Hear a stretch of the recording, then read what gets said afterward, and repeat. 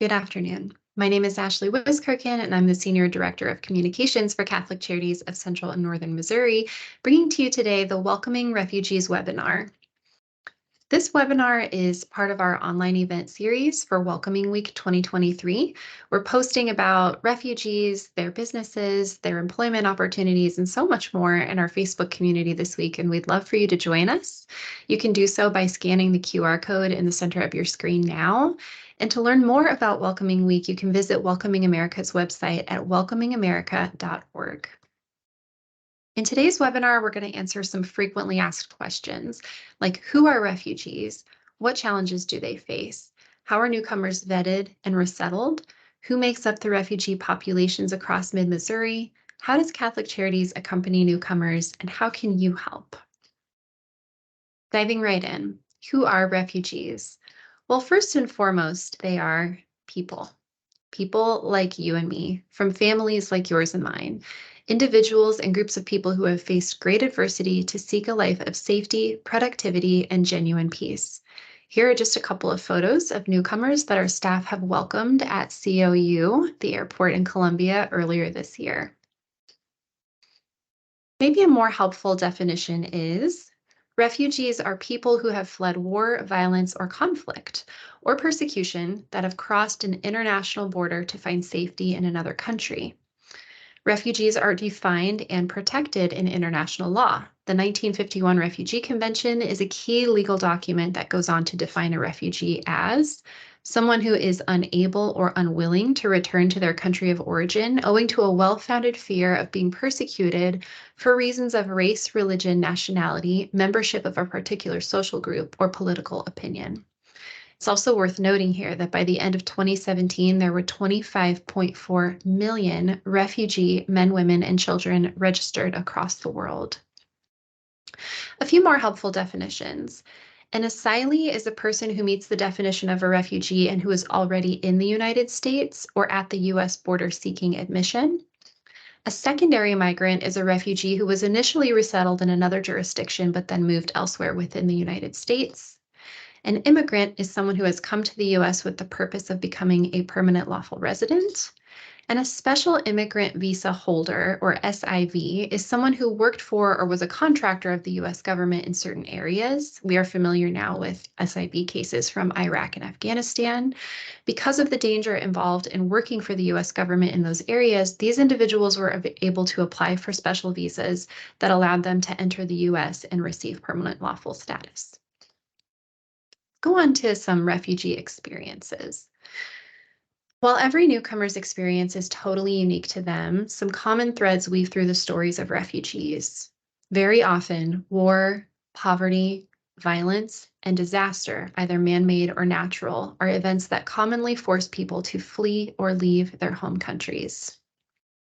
In addition to the factors that may cause a person to become a refugee, other common experiences add adversity to their journeys. The loss of family, whether by death or separation, can be devastating to family members, communities, and entire cultures. The separation or loss of a family member can also be the difference of survival for some.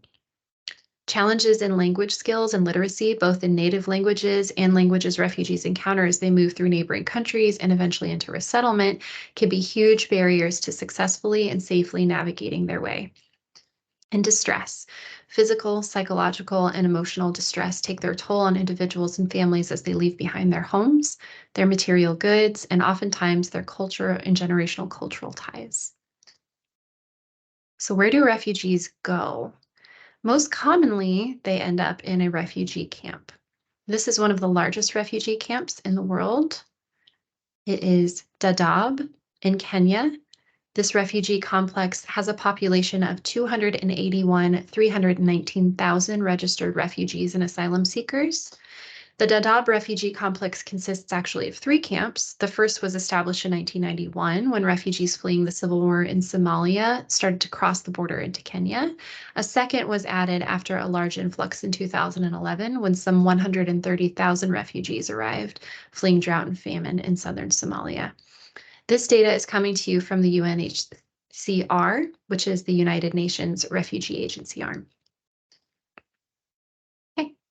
Did you know that the average amount of time a refugee will live in a refugee camp is 17 years? Does that number surprise you? Can you picture yourself without a home, stability, or the reunification of your family for that many years? What happens inside a refugee camp? Many camps are built to be transient places, but with wait times in the decades, these temporary resettlement areas themselves pose a challenge. They may be physically further from the war, terror, or violence that prompted families to flee their homes, but with close quarters and limited infrastructure, they can become rundown and ultimately unsafe. In this photo, you can see that even after a minor rain, water has settled into pools that cause muddy and difficult conditions on roads. And this photo comes from the Kakuma refugee camp in Kenya, which contains 157,402 people.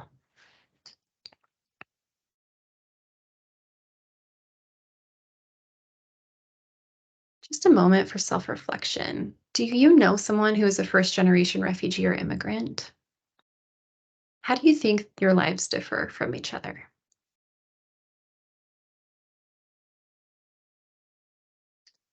Moving forward, where do you think most refugees live? Hint, it's not in refugee camps. The answer is urban settings. For example, Turkey has the highest number of refugees by a huge margin, with some 3.7 million refugees hosted in that country as of 2021. Most of the refugees living in Turkey in recent years are from Syria. Why? Cities tend to have the infrastructure that helps refugees resettle more successfully. The more rural area of resettlement, the more scarce modes of public transportation, available housing units, open employment opportunities, and educational structure that accommodate students who do not speak the local languages are. You get the idea of how infrastructure can help a successful integration into a new country. But before we go any further, we're going to pause to watch a short video about refugees. So what do refugees look like? This video, produced by UNICEF, shares the story of a young refugee. And while these stories can be challenging to hear, they also share the resilience of newcomers and the hope that they cling to as they rebuild their lives. Now, this is a challenging story to hear. If you find it distressing to hear stories of resettlement, please know that you're free to step away from your computer or mute for the duration of this video. It lasts just over 3 minutes and you can rejoin after. هم حوالي 200 بدهم المساعدة بس ما قدرنا نساعد.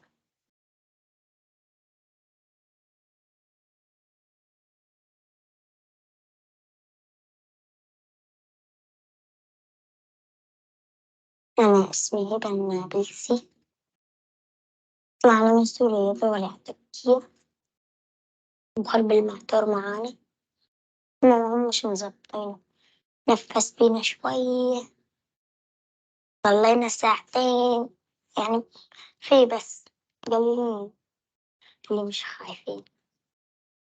لا أنا مش خايف، أنا ما بس أكون أسبح، ما بعرف أسبح.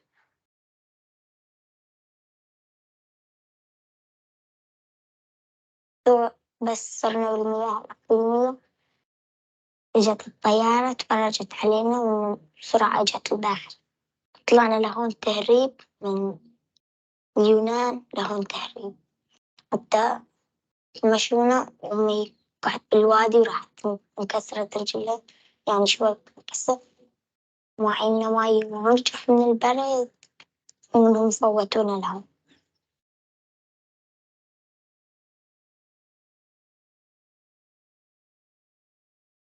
يعني رجعت لأختي للكل يعني مشتاق لبيتنا لجيراننا الكل يعني مشتاق. وأكثر شي بحبه أخوي اللي مات وأنا ما بحبش أشوف إشي مش حلو، عطول أشوف إشي حلو. وبهذا الكم نفيق الصبح ونتحمم ونفطر ونروح على المدرسة، يجي الأنس تعلمنا لغة إنجليزية، لغة ألمانية ومقدونية، نروح ونرتاح بالبيت وننام شوي ونتغدى ونرد نروح المسا على الروضة. بعدين أكتب وأرسم ورد كتير منيح، وعلى طول باشوف شغلات جويدة وعطاني قوية كتير، تكون مدرسة إنجليزية، مدرسة الولاد وأعلمهم، أخليهم يحفظوا على طول شغلات كتير ويجاوبوا على السؤال. مستقبلي كتير حلو، كتير حلو، حياة الولاد الصغار حياة الجميع حلوة، وبعمل الشغلات الحلوة عشان الولاد الصغار يفرحوا.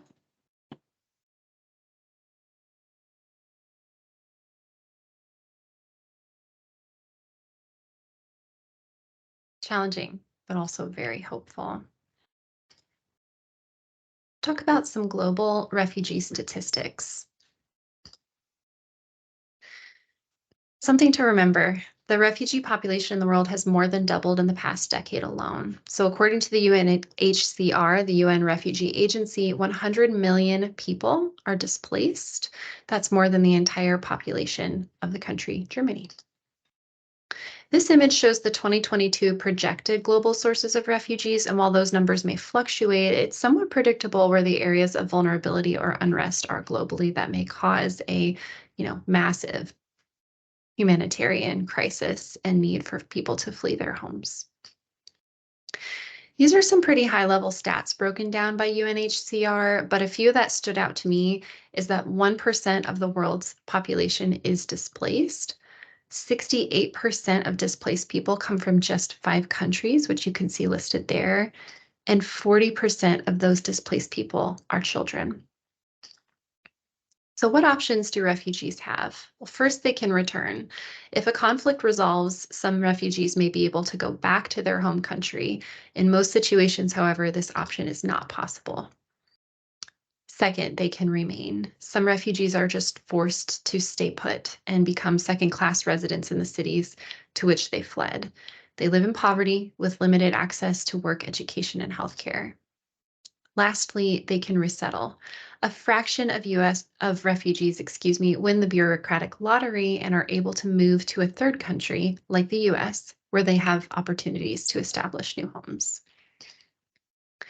How many or what number of refugees do you think ever reach resettlement? The answer, less than 1%. So, knowing that, how do refugees get here?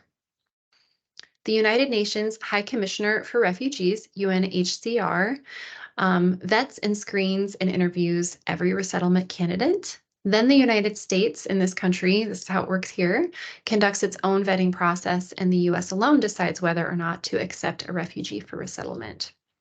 Who verifies these screenings? After the UNHCR, the National Counterterrorism Center, the Department of Defense, the FBI, Department of State, and the Department of Homeland Security. Who said it? The United States of America has the strongest vetting process in the world. That would be Wilmot Collins. Mayor Collins was a refugee fleeing from the Liberian Civil War. As a Liberian-born American politician, he served as the mayor of Helena, Montana. So the vetting process for refugees in the U.S. involves 2 interagency security checks, 3 separate in-person interviews, 4 biometric security checks, 5 separate background checks, 6 different security database checks, and the entire vetting process is conducted abroad, taking up to or more than 2 years. As you can imagine, then, only the strongest applicants will move forward to the various agencies of the U.S. government for resettlement. Who resettles refugees in the U.S.? There are 9 non-governmental organizations, or NGOs, who resettle refugees in the U.S., and they are Episcopal Migration Ministries, Church World Service, Hebrew Immigrant Aid Society, International Rescue Committee, World Relief Corporation, Ethiopian Community Development Council, Lutheran Immigration and Refugee Services, the U.S. Committee for Refugees and Immigrants, and lastly, the United States Conference of Catholic Bishops. So the United States Conference of Catholic Bishops, or USCCB, is the national non-government organization, NGO, that contracts with the U.S. government to schedule refugee arrivals and provide resettlement services. that we affiliate with. The USCCB partners with 50 refugee resettlement affiliates or local resettlement agencies, and Catholic Charities of Central and Northern Missouri is one of those. Many LRAs working with USCCB have historically relied upon parishes in their diocese and other local community groups to welcome refugees. The Parishes Organized to Welcome Immigrants and Refugees initiative, then, including community sponsorship, mentorship, and volunteerism, is a program from USCCB that seeks to develop that sort of base for newcomers. Okay, do you know who determines the number of refugee admissions? The answer here is the US President. They designate the national arrival ceilings and priorities. Here's a snapshot then of the arrival ceilings by fiscal year. Sometimes the world is unpredictable, so there will be a humanitarian crisis, for example, the Russian invasion of Ukraine. As of May 2023, at least 5.1 million Ukrainian civilians are displaced internally, with an additional 6.2 million refugees recorded globally. That means 17.6 million people are in need of humanitarian assistance, and that number was updated in July of 2023.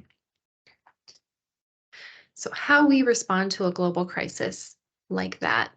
Well, when it comes to Ukraine, Mid-Missouri was already home to 100+ Ukrainian refugees that we've helped resettle with unrest in that region dating back to 2012 or earlier.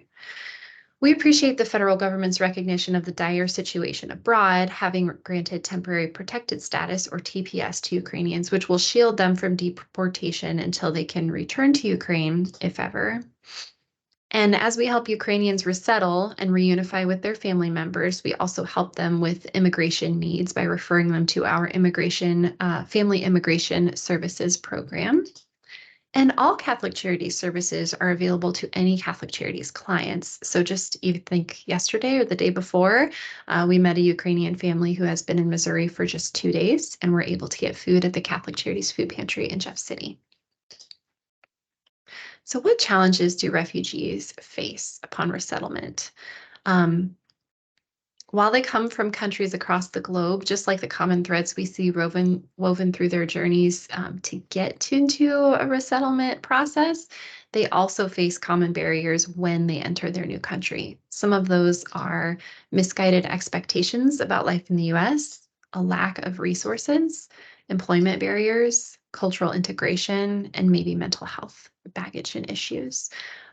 For each of those areas of challenge, we aim to provide care. So we offset expectations about life in the US by providing cultural orientations and face-to-face case management. Our resettlement programming contains a rigorous schedule of orientations, healthcare appointments, site visits, help navigating the common facets of community life like transportation and housing. We try to help our clients understand budgeting and finances. We have employment services. We have more intensive case management offerings for those who may be experiencing mental health distress or psychological issues. In addition to our staff, we have a community co-sponsorship program that walks alongside newcomers to help them understand the cultural norms of life in the US, visiting them frequently and sharing the joys of life together. So I have another video for you here. I didn't know what we expected from this, but we just wanted to help.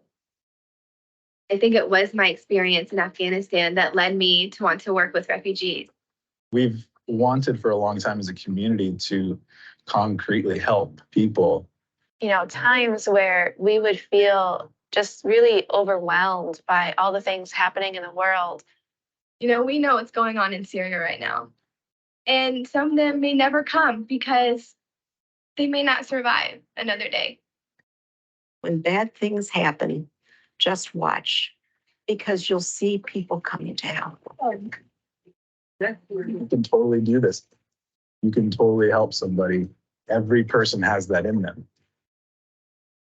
There's a blessing in that. There's a gift in that that I wish more people could experience.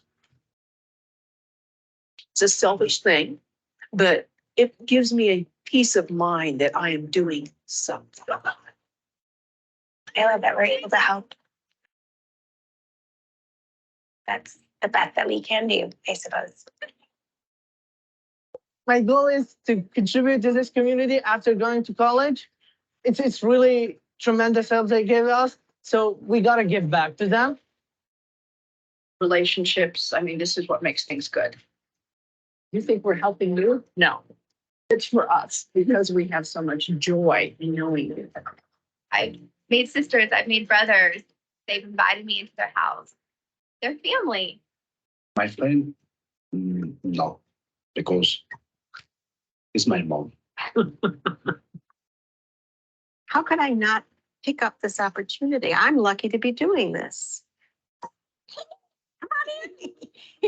You did an amazing job. You are changing a lot of lives.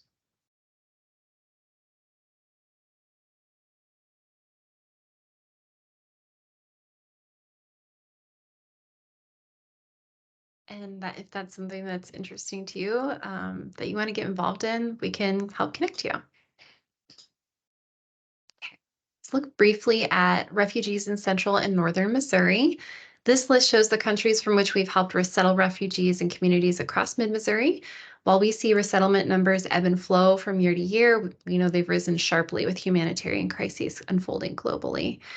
In 2024, in order to preserve our ability to continue resettling refugees amidst logistic constraints, we're aiming to work in concert with each of our agency's programs, available funding sources, and local infrastructure to set the number of arrivals with our resettlement partners that can be responsibly handled with high quality case management services, allowing our clients to be very successful.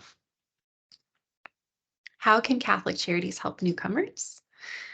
Well, first, the populations that we serve, refugees, asylees, secondary migrants, special immigrant visa holders, and in our Family Immigration Services program, we do also help with legal pathways to citizenship and other immigration needs. And I wanted to pull out a few. The last three here are what we might call extraordinary entrants. When a humanitarian crisis unfolds, the U.S. might find a way to accelerate the reception of refugees to reduce the strain on the refugee care network, or in the case of Afghan SIV holders, that accelerated acceptance followed the fall of Kabul, where those entrants helped allied with the U.S. forces. So the U.S. government had a larger responsibility to help them resettle safely. Just a note here, accelerating the placement in a time of special resettlement services does not subvert the background checking portion, which is still rigorous despite the type of refugee or asylee applicant. So what do? We have assistance with rent, housing, furniture, food, and household items while clients, reorient themselves and begin to rebuild their lives. We provide case management that helps navigate all systems and hurdles from healthcare to benefits to community services and employment services.